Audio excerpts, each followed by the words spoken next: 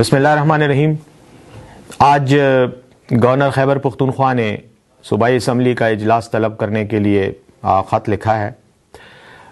میں سمجھتا ہوں کہ گورنر صاحب کی طرف سے لکھا جانے والا یہ خط بنیادی طور پر آئین اور قانونی جو پارلیمانی جو ضوابط و قواعد ہیں ان کی خلاف ورزی ہے، اور اس کی وجہ یہ ہے کہ گورنر کے پاس صرف اور صرف اختیار ہے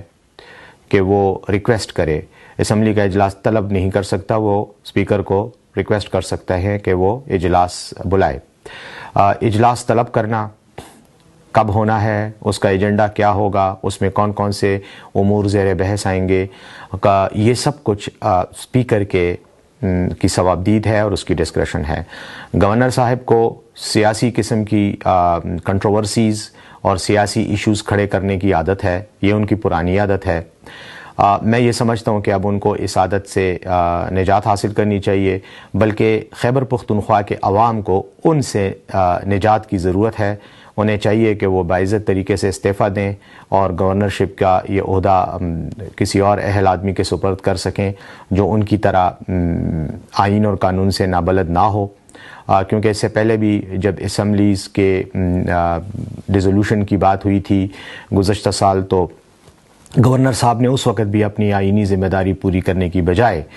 مختلف قسم کے سیاسی حربے اور ہتھ کنڈے استعمال کرتے ہوئے سیاسی کنٹروورسیز پیدا کیں، جس کے نتیجے میں وہ آئینی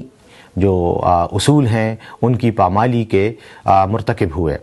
آج بھی انہوں نے اسی طرح کی ایک کنٹروورسی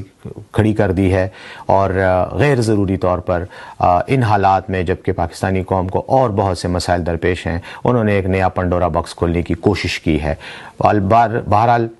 خیبر پختونخوا کی حکومت اور اسمبلی کے اسپیکر یقیناً قانونی رائے لے رہے ہیں، ہم اپنے وکلاء سے مشورہ بھی کر رہے ہیں، اور قانونی رائے لینے کے بعد اس سلسلے میں اپنے حتمی لائحہ عمل کا ہم اعلان بھی کریں گے اور اس پر عمل پیرا بھی ہوں گے۔ لیکن گورنر صاحب سے میری درخواست ہے کہ وہ اس قسم کے بکھیڑوں میں الجھنے کی بجائے اور کنٹروورسیز کریٹ کرنے کی بجائے استعفیٰ دے دیں فوری طور پر، کیونکہ ان کی پارٹی کو خیبر پختونخوا کے عوام نے بدترین طریقے سے ریجیکٹ کیا ہے، ان پر عدم اعتماد کا اظہار کیا ہے۔ اس لیے اخلاقی طور پر بھی گورنر صاحب کو یہ کرسی چھوڑ دینی چاہیے اور صوبے کے عوام کو ریلیف ملنا چاہیے۔